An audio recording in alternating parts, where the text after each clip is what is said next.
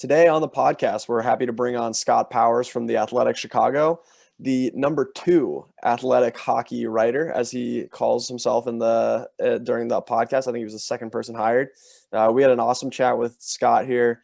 We talk a lot about the Blackhawks, the Steel, but also his foray into covering hockey wasn't his first love, and I thought that was a really interesting anecdote just about his journey into covering hockey for a living. Greg, what'd you take away? He's got a lot of great stories. You can tell he's a quality writer, and you can see why he was #2 hire at The Athletic. I really liked how he is dug in and asked good questions of guys like Belfry, Kane, built those relationships, Ryan Hardy of Chicago Steel, and really able to convey those. I know he was one of the main reasons I signed up for The Athletic, and I would make sure that we all sign up for The Athletic. It's a really great service, and the writers they have are phenomenal. And they get into the good technical details that you're not really going to get with most services. So I liked how he gets in the details. What about you? Yeah, I concur. And I'll say this for our listeners. It's a little bit different just because it's so heavy Blackhawks and Steel. So it's a little bit like less of the traditional like hockey IQ type stuff. However, we had a really interesting conversation about integrating development as opposed to keeping them isolated, as in, a coaching staff coaches and a skills coaches. And a lot of times the two aren't married, and therefore there's a little bit of a fracture. And it was really interesting to hear his perspective on how different teams are able to merge the two. So I thought that was really interesting. Yep, that was great. And then just hearing about his experience writing with Darryl Belfry, who we've had on the podcast in the past, really good stuff. So I'm excited to share this. Let's get into it with Scott Powers. Today on the podcast, we're pleased to bring on Scott Powers from TheAthletic Chicago. Scott, how's it going today? Good. Thanks for having me, guys. First things first, talk to us a little bit about how you got into covering hockey, both with the ESPN and now at The Athletic. Yeah, it's I hated hockey growing up. Like I grew up in Chicago, and hockey was something where the neighbors had some sticks, and once a year we took them out of the garage and we pulled them out and played street hockey, and then put them away the next day and said this was dumb. And my dad wasn't a fan, so we didn't go to games, and there were some rough periods there growing up for the Blackhawks too. And I never skated, and it wasn't accessible, so I don't know if I actively disliked hockey, but just it's not something in my life. And I covered high school basketball and college basketball and all those things, and I was doing that for ESPN. And ESPN decided to move away from their local coverage, and it was either lose a job or start doing some pro stuff. And so they had me do backup on the Bulls and the Chicago Bears, and then they moved our Blackhawks writer over to the Cubs, Jesse Rogers, and it was during the lockout, and they said, when the Blackhawks come back, you can help out with the Blackhawks. And I took it very literally that I was going to help out, but I probably should have realized that we didn't have anyone else to cover it. So I became our Blackhawks beat writer, and God bless anyone who read my coverage for those first couple of years. I was just I didn't know much about hockey.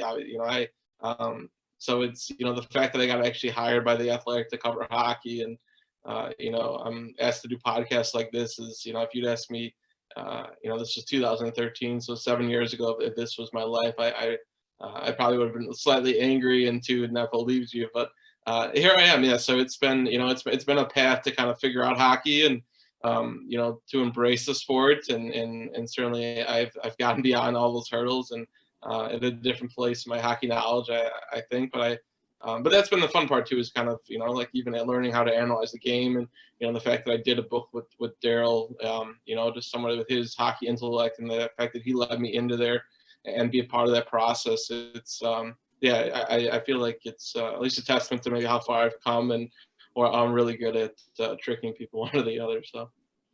Well, you went the right direction. So you're in Chicago, you get the genius that is Patrick Kane, and then Darryl Belfry's working with him, and you get to see Adam Nicholas. Not a bad way to start off.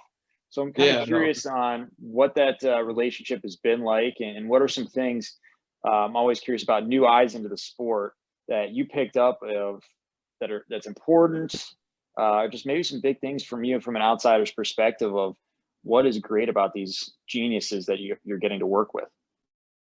Yeah, it was, that was the interesting part, was understanding especially coming from mostly a basketball world where the athleticism is very easy to notice, right? Like you can tell who's athletic and who's not. And in hockey, it's different where they're not jumping out of the gym or anything like that. For me, so it was kind of understanding what the brilliance of certain players were and what the skills were, and certainly when you see Ovechkin and why he's a great player, why Kane is.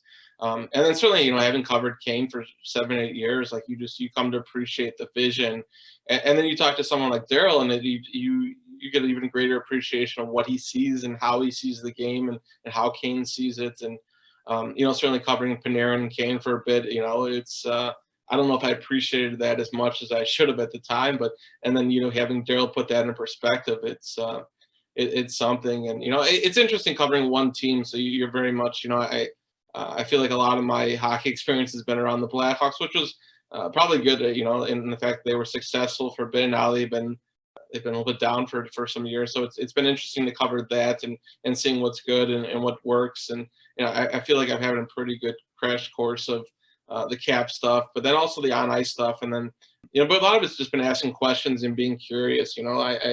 I think that's been a fun part about this job too, is that like when Panarin was here, I was really interested in his one-timer and trying to take a deep dive into that. And ESPN, I had a lot of freedom, and with The Athletic, I have even more freedom where I've done stories on why guys tape their sticks a certain way, or DeBrincat did a story with me 2 years ago and analyzing every goal he scored and what he saw, and Kane and I were doing the same thing until the pandemic came. And so it's fun to have. I think hockey's great because there's an access. I think just from a journalism perspective, there's an access that you don't get in every sport. With basketball, I covered enough Bulls where you get the same guy after practice, and you talk to that one guy, and everybody talks to that guy. And it's a little bit similar in baseball where the whole room's open and you get some time to talk to guys. And the nice thing about hockey is that obviously the fourth liner is not as important as the top liner, but he still plays a role, and those guys can be important. And covering guys like Marcus Kruger, you come to appreciate those too. So I think it's been fun to kind of dive into other parts of the locker room and talk to guys, and some of those guys are more willing to talk to you about breaking it down. Like Slater Cuckoo last year was really good, where I did a story analyzing what the Blackhawks did during a certain practice and what the drills meant and why they were doing it. And Cuckoo was really good about giving us time, kind of explaining and breaking it down. And so it's nice to have a big room like that and having access. And that's probably the thing I miss the most right now with this pandemic is there isn't access, and it's all all Zoom like this, and you're kind of dealing the same questions with all the people. But yeah, I think from just as an outsider coming in, it took me a while to kind of understand. And Belfry talks about this in his book too, about when he was coming up and trying to figure out what was great and why. Like you compare other players and trying to figure out, how does this guy compare to another, and then you kind of are able to assess where the talent's at and what the gap is. And so it's I think I've gotten better at that too, where you see prospects come up and you're like, oh, this guy has amazing skill, but then when you start relating that to what level he's playing at, who he's playing against, and all those different things, like it's I feel like it's been a bit of an interesting learning curve for me over the last 7 years. So within that learning curve, what are maybe some details of the game that you've really keened your eye towards, or just stuck out when you're talking with players at this elite level and are able to articulate that, unlike most players? Yeah, for sure. No, Kane obviously he sees it, but he didn't explain it. And I think doing that story on him explaining what he scored, how he scored the goals and what he saw, and there's deception there, and there's it's like this defenseman has his skate pointed this way, like and how they can just tap into just the slightest error that they can capitalize on, and for Kane too, just what Belfry talks about with the you kind of understand patterns and realizing that I'm in this certain pattern, this is what's likely to happen, and more often than not that I'm going to produce a point. Or so yeah, it's been interesting to put. I think even the last year, my working on this book with Darryl, it's all of a sudden you're counting puck touches, and you're understanding time and space, and with Adam Nicholas too. Yesterday I was out at Chicago Steel practice, and they've certainly had Steel arguably ahead of the curve right now with player development. And I went out to a skill session, so they have a skill session in the morning and then they have their regular practice where they're implementing specific skills, and then they put into the game setting. And obviously they tore up the USHL last year, and on their way again this year, and they potentially have the number 1 pick, Owen Power in this year's draft, and they had Brisson this past year, and obviously they're just mounting draft picks. But it's been talking to Adam Nicholas about what makes Owen Power interesting, and a 6'5", 6'6" defenseman, and how he skates, and how he sees time and space. And so yeah, it's you certainly come to appreciate the details of the skating, and puck management, and playing within space, and then just how few guys are able to do it, right? Like, there aren't many players who can do what Kane does, and I think I've come to appreciate those little things over time. So Scott, I met you last year down at Darryl's pro camp in Naples, Florida. Had a great time getting to meet you and hang out with you for the week there. And I'm curious if you could share with our listeners how the process of writing this book with Darryl came to be, maybe just like from the start to the finished product. And then I'll have some follow-ups to that, but maybe just like big picture, like how it came to be. Yeah, I got to know Darryl a little bit just from having covered Kane, and asking him questions, and he gave me access a few times, and then I tweeted something about Darryl saying, I think I quote tweeted him saying, like, this is one of the smartest minds in hockey. And after that, he sent me a DM saying, have you ever thought about doing a book? And this was a little bit over 5 years ago, and so we talked about it off and on, and neither one of us really neither one of us really did anything with it to make it go forward. And finally one day, Triumph, who we ended up publishing with, he had emailed me about doing another book, and I said, I'm not really interested in doing this, but I have this idea, and they jumped on it, and within a month I think we had a contract, and we weren't sure how to write it, and I left it up to Darryl how he wanted to do the process. I felt like I was just along with for the ride, So he had recorded most of it, and then sent me files, and then I edit those, and we kind of worked them into chapters. And so I just started a second book recently, and the process is a little bit different, but Darryl drove that boat, and I had some questions here and there, but he was so structured. And if you'd seen the emails he sent me with all these sheets, and how his framework, and he's so organized with it, that it was a pretty simple process throughout. Well, I think you're selling yourself short, because I saw like a flow chart of like what he wanted the book to look like, and it was like it might as well have been in a different language, just because to me, I mean, that's just like how his mind works. But maybe were there any instances like along the way where, I don't know, there was some sort of like pushback, or maybe not even that, like any sort of like collaborative like efforts that were like notable that are worth mentioning? At the end we had to cut some of it, and he wasn't exactly happy with the last chapter. And then there was a really interesting part about Panarin that we ended up cutting. It didn't fit, and it was tough, because I like having covered Panarin and Kane, that was such a unique duo, but it didn't fit the section, and so we had to make some tough decisions. Darryl, the book was really long, and certainly I think the editor had to make some tougher decisions than I did, but for the most part, I think Darryl had a vision, what he wanted to write, and I had my suggestions or questions, but for the most part, we were both on the same page. And this felt like his book, like it is his book. I felt fortunate to be part of a project like this. I know that this is how smart Darryl is, and just how he's seen in the hockey community, and I feel like this book's gonna stand for a long time. So for me to have my name on it was certainly the motivation, and even getting just kind of learn about hockey through him. And last summer, as he sent me the chapters, I'd walk around Chicago just listening to him before I kind of got to him. So I felt like I had Darryl in my head for a whole summer, and just kind of appreciating, understanding what he wanted to get down, and then putting it on paper. And it was a pretty, it was a lot of work, because the chapters, and it is a long book, and we certainly had to cut things down, but other than time consuming, it was a pretty easy process. Well, again, you did an amazing job, and thank you for the contribution, because like you said, I think this is the type of book that'll pass the test of time, and you deserve some recognition for that as well. We'd be remiss if we didn't ask, though, what's your newest project, your second book?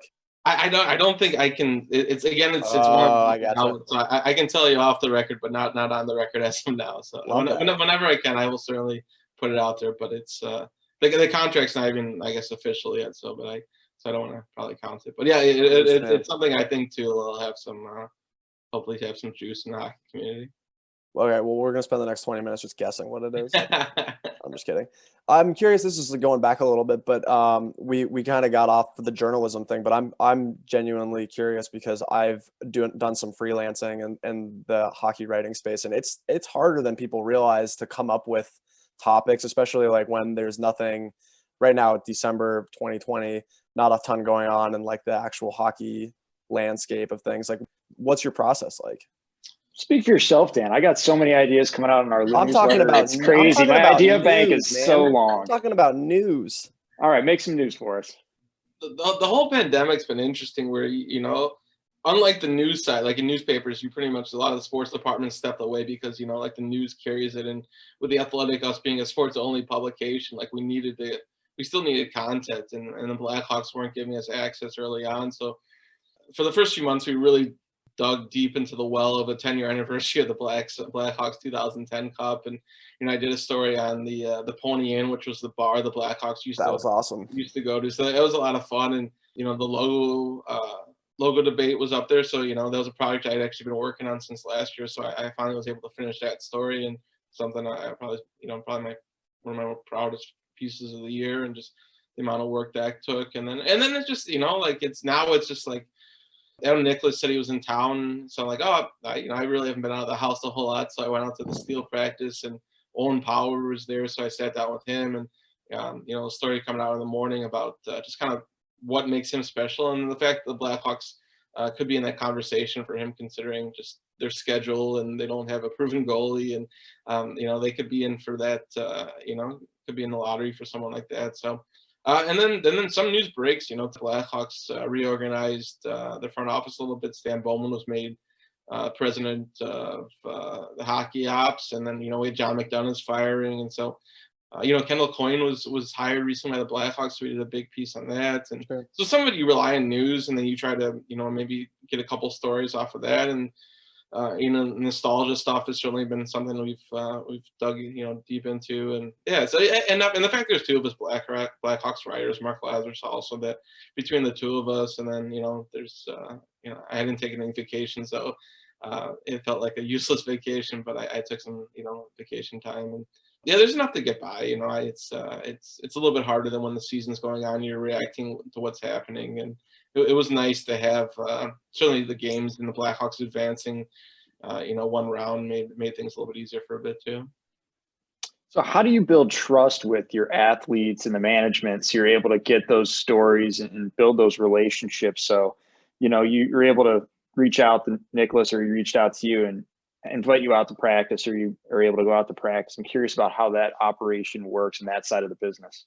Yeah, and some of it's just people referring that, like my relationship with Belfry was what facilitated the relationship with Nicholas, and they come to trust you through them, and then maybe some of it's reputation a little bit now. It was interesting going from ESPN. I'd been laid off from ESPN and didn't have my contract renewed, and then I freelanced for a while, and then hired by The Athletic, and at that point, The Athletic didn't exist, so. I think I was the second employee, and then trying to explain to people what The Athletic was, and it doesn't have as much power as ESPN does. So the fact that The Athletic has kind of a standing now, it's interesting to see where it came from. But if I can call someone and say I'm from The Athletic now, and I think people trust you a little bit on that. With players, it's being around, it's writing about people fair. I think I think of always trying to be objective and fair, and sometimes bringing interesting ideas to them, and things they maybe don't usually think about, or it's not your ordinary question. So I think like any relationship, it's building trust. Then sometimes it's someone helping you have saying this guy's okay and vouching for me. And I think with Nicholas, and then I've gotten to know Ryan Hardy pretty well now through the Steel, and that was also through Belfry, and I've done a couple stories of Ryan Hardy, and it's there was early in the pandemic, he was pretty honest on Twitter, and he's a usually honest he's a really honest person about hockey, and we did a story about how he was probably the person, the most interesting Twitter person that you don't follow, and ironically, he's deleted his Twitter account now. So I think he added. It's every few months. He just keeps cycling back.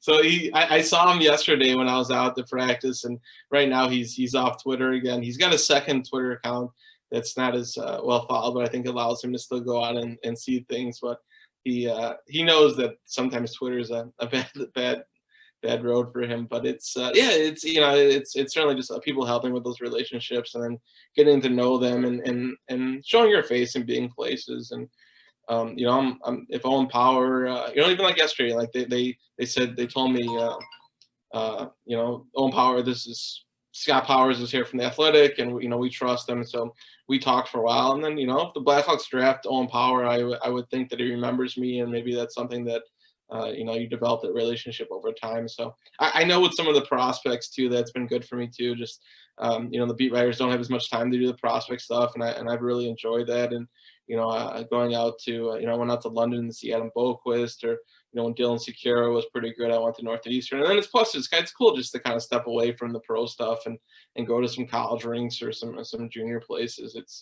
been kind of fun to kind of to see other parts of the game that I also had to learn about, just like the NHL. Well, you already mentioned how you came on board to the Blackhawks, beat 7 years ago, and you've seen the ups and downs of a championship team and then some maybe leaner years. And maybe I shouldn't frame it like that. What are some things that stand out for you that differentiate a championship team from a team that doesn't quite make it? Drafting well, and then having guys on the contracts they need to be. When Kane and Taves were at a more affordable rate, like you can make some mistakes when Kane and Taves are 10.5 million, and then you add Seabrook at 7 million, it becomes a problem. Like it just.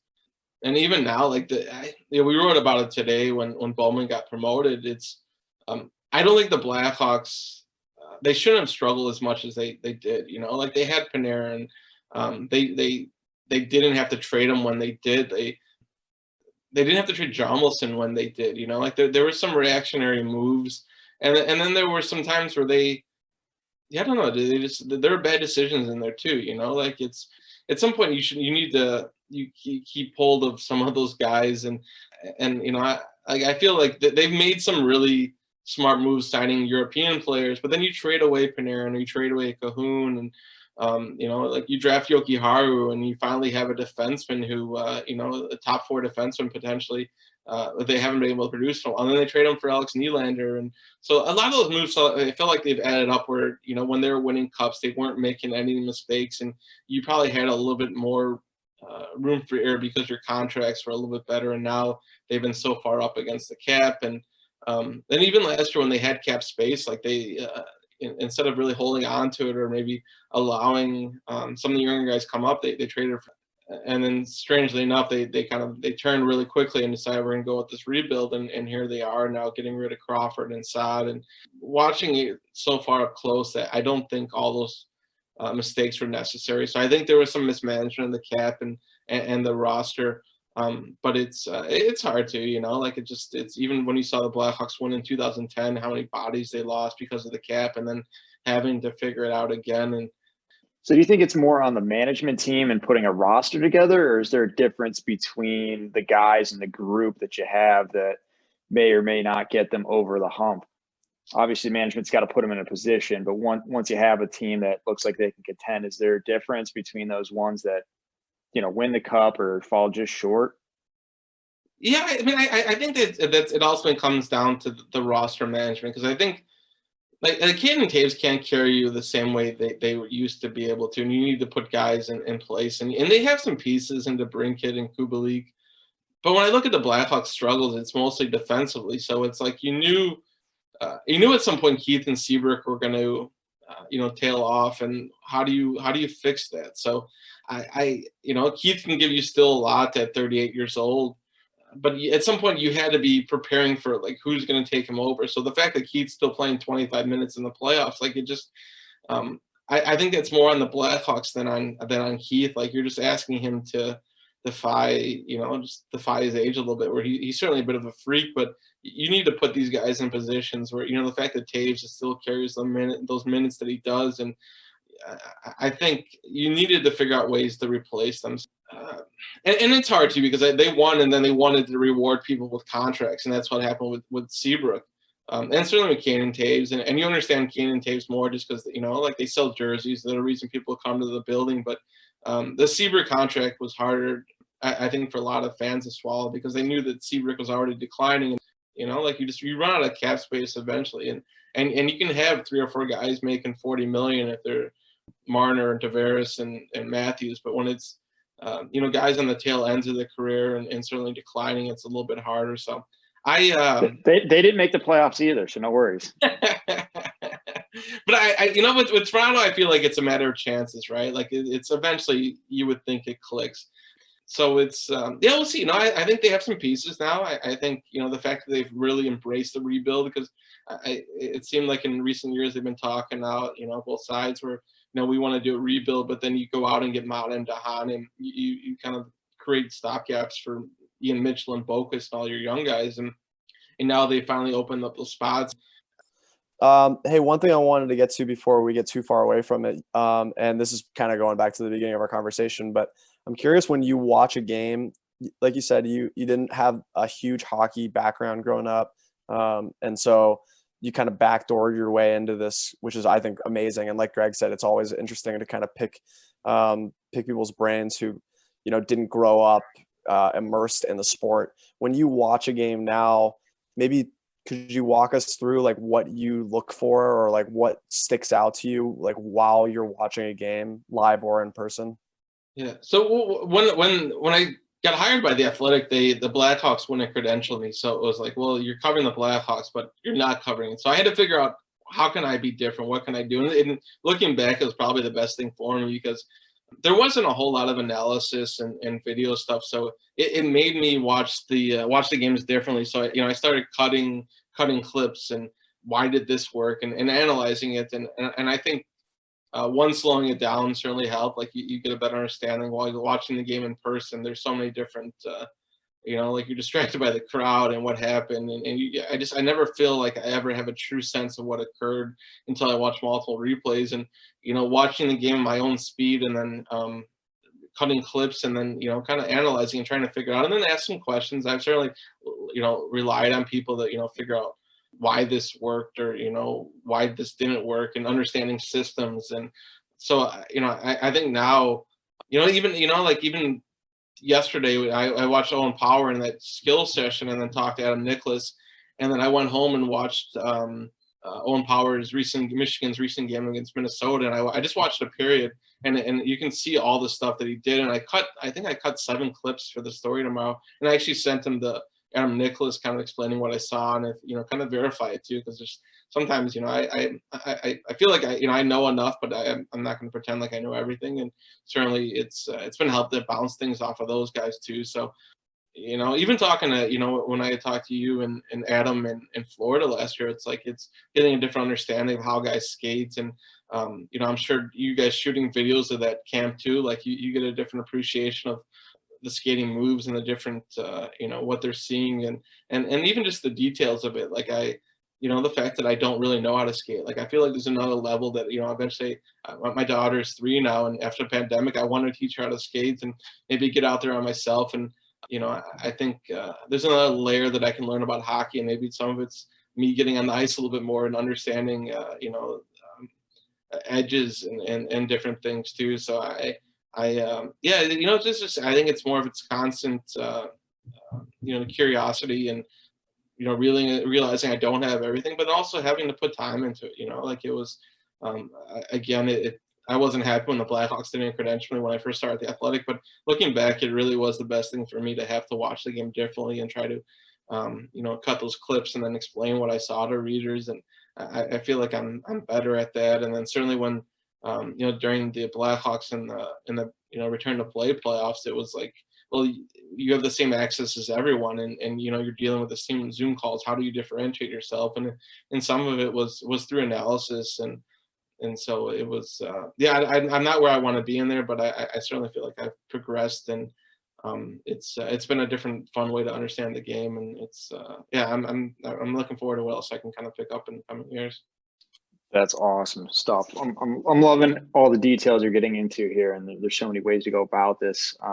I think there's a lot of people curious, and I know you're not as involved with the Chicago Steel, but actually curious of how they're operating their program and how they've been able to get the results they've gotten. So curious through your experience with Ryan Hardy, Adam Nicholas, Darryl Belfry, what makes the Steel so special? How are they operating maybe on a daily basis to improve their kids and have so many first rounders and so many draft picks that are doing well and guys that are going on to success at the college level and soon be the pro level as well? Yeah, I wrote a story about this. It must have been a couple of years now when they kind of got things going, and at that point, Darryl and I hadn't really started on the book, so I knew Darryl pretty well, but he. Oh, you know what it was? The Steel obviously have a lot of money, and I remember I think they hired another PR firm too. So like they have their media relations guy, but they also have a PR firm, and someone reached out to me with the story idea, and these are the type, like you get PR emails and you usually just ignore them, but it had Belfry's name on it, and it, like I follow the Steel enough, like you have an idea what's going on. But this story intrigued me, and then talking to Darryl about it a little bit, and then going out there and talking to Ryan Hardy, and at that point, Greg Moore was still coaching the team, and it was fascinating. The fact that they were willing. I think a lot of teams talk about development, but it feels like it's two different departments, right? Like you have the guy, the skills guy, skills analyst who goes on the ice with the player, and then the coach comes on later, and there's not they're not overlapping. And with the Steel, what they've done is everyone's been on the same page. Like they share ideas. What should we do in the skills session, and then how do we translate into practice, and how does this work in the game, and then allowing the players to make mistakes. Like it's we're going to try this, and everyone's they don't necessarily play. Everyone is out of not everyone's playing forward or defense, and they're it's not like it's just universal positions, but they very much are playing. We want our defensemen involved in the offense, and like they're moving all over, and you see that in Owen Power's game now.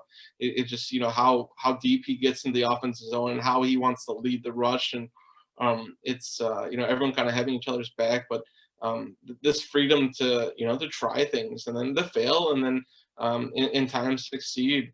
When I did that story, Owen Power just.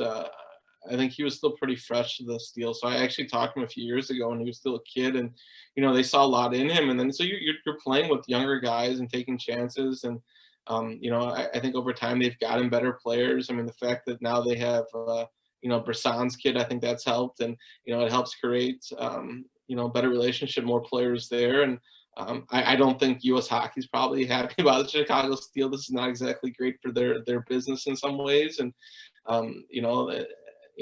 their game on their last game, the Steel were, I think they allowed 7 shots, through 2 periods, and had, almost 40 themselves. I mean, they're scoring 5-6 goals a game. Defensively, they're pretty good. They're producing talent now. Guys are really developing, and especially. It's interesting covering hockey. I feel like that's been the thing, is everyone talks about developing, producing players, but there aren't a lot of people that do it. Blackhawks can say they develop players, but you draft someone and then you're usually handing them over to, if it's college, you're handing them over to a program for 3 years, and you have hands on them, a few times a year, and you're talking to them. But mostly development's happening at the college or at the at major junior or wherever. And for the few years they were at the Steel, that they're really. Like that's real development, like you're seeing guys get better. And yeah, I'm certainly sold on what they're doing, and it's I think the proof is in their record and the players that are producing. And I would assume that a lot of if I'm an AHL team or any team right now, I'm probably trying to copy what the it's hard because ultimately they've paid Adam Nicholas and Darryl Belfry, 2 guys who work with NHL players to come work at the USHL, so it's not it's not exactly repeatable, but it's I think it's definitely opened some eyes, and it kind of really shows you what developing, how to develop and what development can look like. Yeah, and they just got Anna Fantilli, who might be a first overall pick. I want to say 2023. Dan, I know you're better on those dates than I am. And That sounds right, but don't put me on the spot. He's a phenomenal player. I know. Got him out of Canada too. That was a big get. That was huge because he was about to be the number 1 pick in the OHL. Shane Doan's kid, Josh, is over there. They got some serious talent, so it's great to see what they're doing. And Ryan Hardy is a good guy. Dan and I both were talking to him when he came to visit Columbus, which I believe is his favorite town. I think he likes Columbus better than Chicago. So we got that one on you guys. No comment. I'll have to have a talk with him. Oh, it's all about Pins Mechanical. Best place in town. Best place in town. So we've actually had some guys, Ted Soikinen specifically, talk about what they're doing overseas. And it seems like Chicago Steel are doing that, where they're treating these guys like pros and really valuing their development. I think meals might be catered for them all the way through the organization, really focusing on getting them the proper development. So I'd be curious to read more on the Chicago Steel. I think a lot of people that are coaches are looking towards that to see what they're doing, because it's the first time someone's been able to really make the U.S. National Development Program really have to compete for talent. So it's been cool to see. Yeah, that story that I did, it really wasn't given a lot of juice behind it. I almost feel like I want to rewrite it or push it out there, because I think it's even more significant now, because at that point they were just kind of on the cusp of creating something, and then what they did last year in the USHL and what they're doing now, and the fact that they've had more players drafted.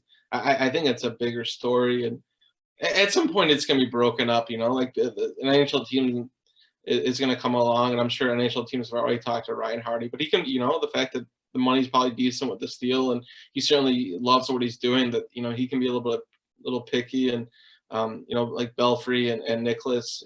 I assume that the NHL team probably wants to hire them full time, and even now, like the coaches. I mean, you've seen Greg Moore get promoted, and I think you'll see more of those people go on to jobs, because I think a lot of NHL teams are interested in people who are having success, the junior level, and hoping to kind of duplicate that. And it'd be interesting to take what the Steel are doing and take it to the next level and give them an American League team or something, and see what that is, because.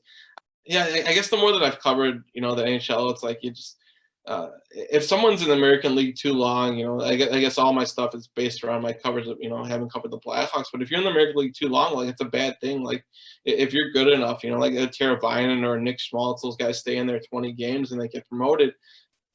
I'm doing a story on Jeremy Morin, who's done some skill stuff now too, and he's a guy who spent too much time in Rockford, and like it becomes like this negative stereotype where when you look back in the past, and guys like Jarmelson and Duncan Keith actually spent 2 or 3 years in the AHL, and it was fine, and it feels like guys get more accelerated. So it's hard to define what development is, and I'd really be curious to see.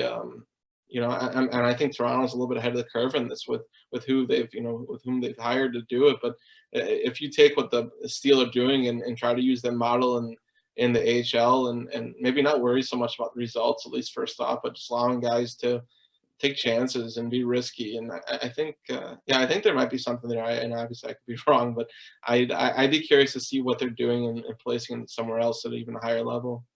All right, last one for me, and this one's a little bit of a softball, and it's also off topic, so I apologize on maybe both fronts. So media row at a hockey game, it's about as high as you can sit, at least at most stadiums that I've been to. Do you think that is advantageous to learning the game or seeing plays? I guess what I'm asking is it the best seat in the house, or are they putting the media scribes and the the non-paying seats for a reason? I don't think you appreciate the speed and what like you don't see everything exactly as it's going on. Like, I don't think you appreciate the skill and the if someone has great hands or how fast they are, but it allows you to see the whole ice, and that's probably what's important to us, is seeing the whole and there are some buildings where you don't see the whole ice. Like if you're was it San Jose or something, like there's beams in the way in certain places, and the visiting media doesn't always get the best vantage point. But yeah, I think for what we do, and we're certainly always given TV, so you're watching replays if you really need it. But yeah, at least to see the whole ice, I think that's the key for us. And then you also know that we're not a paying customer, and like they have the probably even better views for someone who has the money. So I've always enjoyed sitting high up. I don't know. I get made fun of. My friends make fun of me because I like sitting in the bleeders, but I like that you can see the whole game develop, and it's easy. Like you just said, you can really see the play develop. And when I go to a game, that's what I'm there for. Yeah, well, that makes sense. Either front row or up in the nosebleeds. Those are the only two ways to go. Either you need to see the speed up close and realize that as much as you think you can play, and you're like, oh yeah, if I was, XYZ, I could totally play in the Right in NHL. the- That yeah. no way Yeah. possible. It's just way too fast. And Yeah. then up top, you can actually really see the space and the lanes and how the play develops. It's pretty awesome. Again, Scott, thank you for coming on. Really appreciate it. This was awesome. I really enjoyed your stories and understanding how you learned the game and have operated around the best in the business. I mean, Chicago's a great place to be, and thanks again for coming on. I appreciate it. Thanks for having me, guys. Take care, Scott. Thank you for tuning into the Hockey IQ podcast. We are Hockey's Arsenal, Greg Revac and Dan Dukart. Together, we've come together to create a platform and a community to expand on hockey intelligence, hockey IQ, whatever you want to call it. We're very passionate about seeing this game played smarter and better and continue to develop itself to the next level and staying on the cutting edge of things.